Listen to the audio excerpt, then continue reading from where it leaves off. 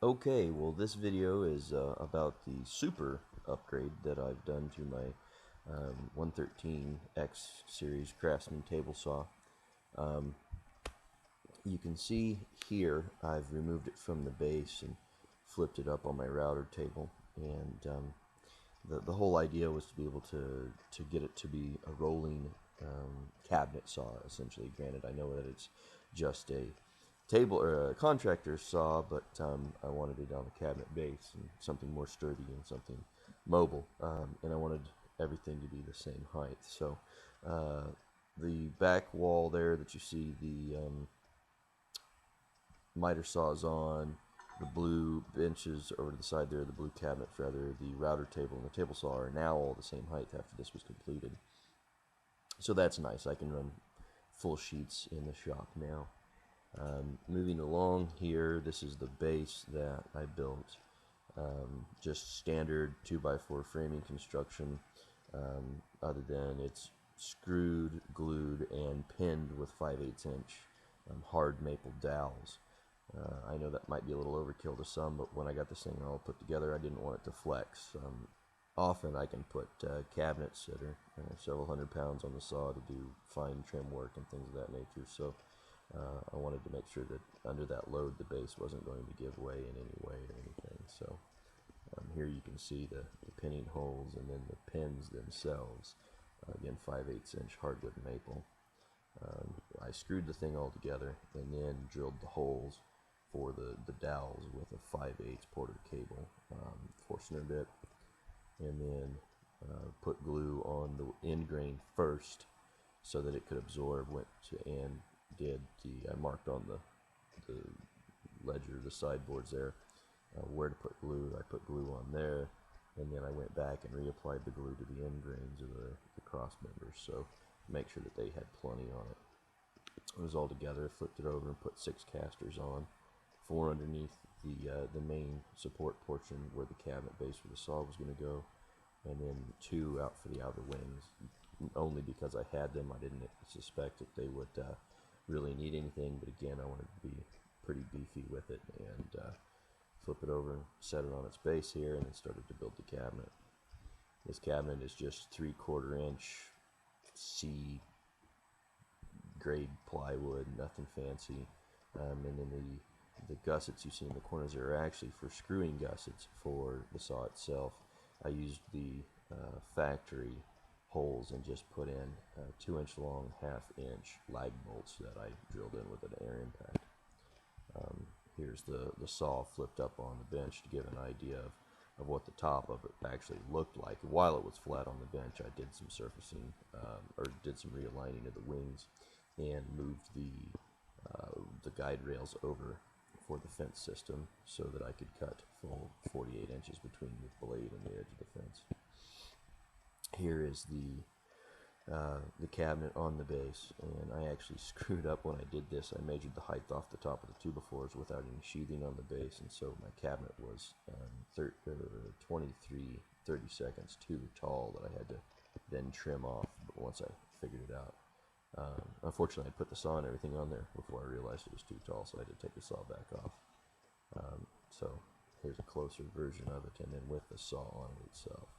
Once I got all that done, I screwed it all together and started the refinishing and surfacing at the top, which we'll move into here into the videos that I actually took doing that shortly. But here is a before of that polishing, and we'll move into the videos now. Okay, here's my Craftsman table saw, which looks 1,000 times better already. I'm doing a super upgrade, if you will. I've built the new base for it. I've taken the old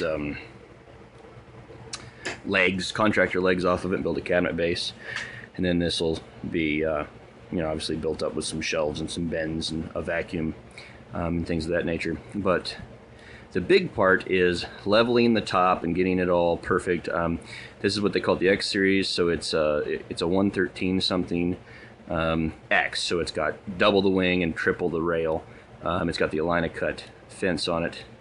Sorry, my Phone seems to be trying to automatically readjust the focus every few seconds. Anyway, so show you some of the stuff I'm doing here. Okay, you can see the ripples here from the casting. This is standard. You can tell this has had a lot of use. It's got the brown, you know, just kind of grayish, gooey stuff to it. And then the initial, come on, focus. The initial casting marks, you can see all these lines in it. You know, a lot of people think that's actually to make it slide easier. It's not. It's just the easiest casting they can do. It's the same as brushing stainless steel.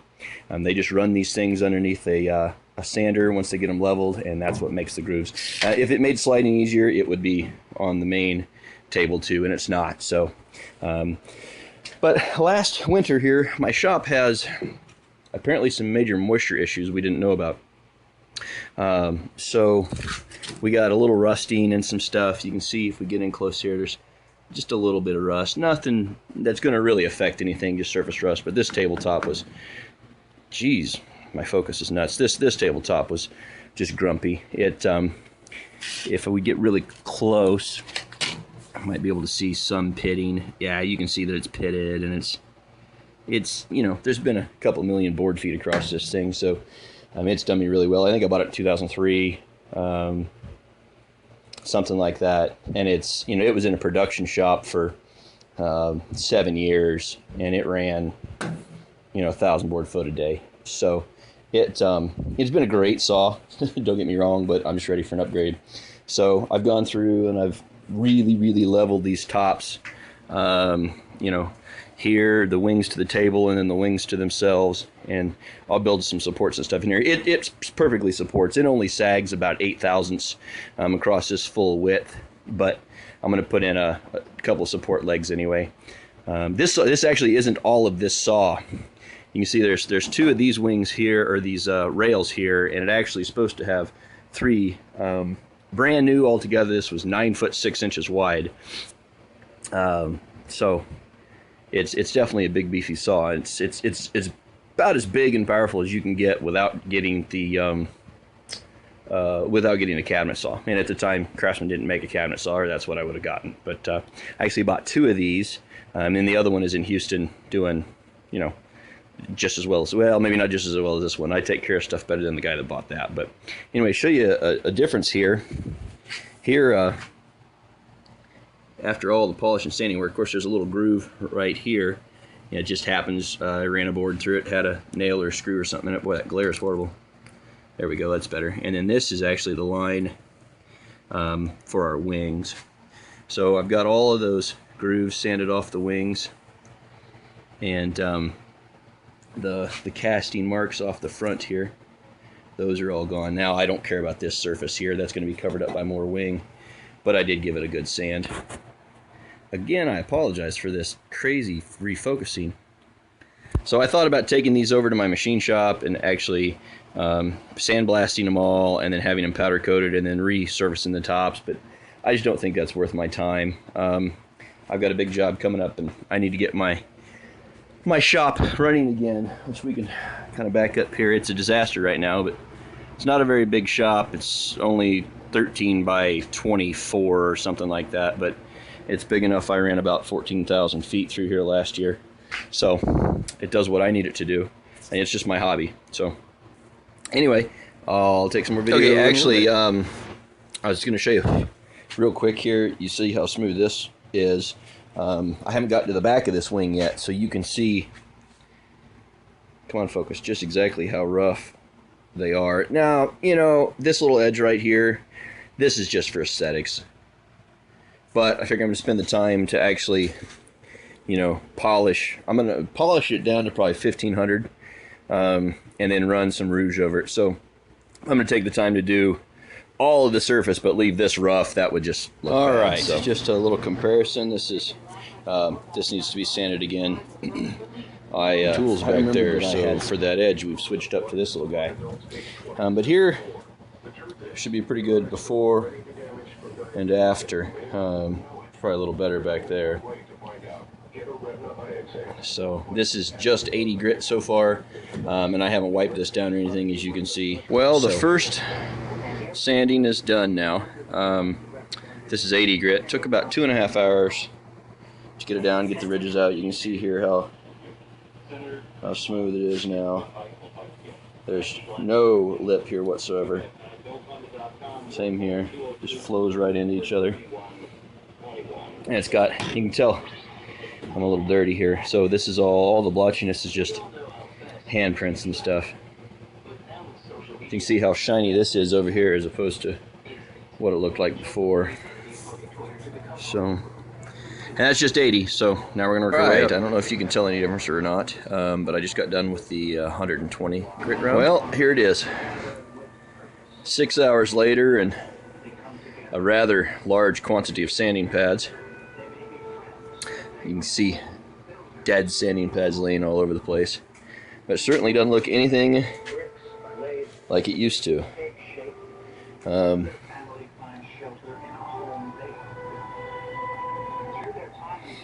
Now, I didn't polish every single scratch out of it. I didn't think there was any need. Matter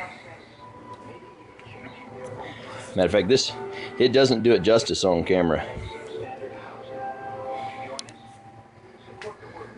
This is much more realistic here than it was before. I sanded with 80, 120, 180, 220, and then my 360, 600, 800, 1200 apparently are all back home. I live 17 miles from the shop, so I didn't have them here. And so what I did is after I wore out the 220s, I just put them in a pile. And then I came back with the 220 that was worn out and did a hard polish with the worn out paper. So it does a really good job if you know how to do it just right. So, and then I took a sheet of 800 and ran over it. It really didn't do much, a noticeable job unless you knew what you're looking for. It essentially just took the tops off of the 320 sand scratches. And then 220 sand scratches, excuse me.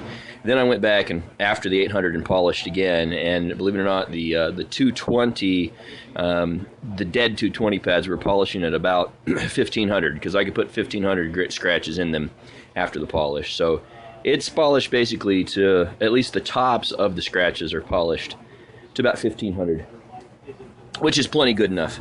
I need to get a can of wax and rub on some wax, but there she is. Well, here we are. After a long day, I'm done. This over here on the right here, that is my cross-cut miter sled. So, just a little storage for wood here, storage for wood there, we're there, and a small scrap bin. So, I'm done. I'm tired. I'm going home. Goodbye.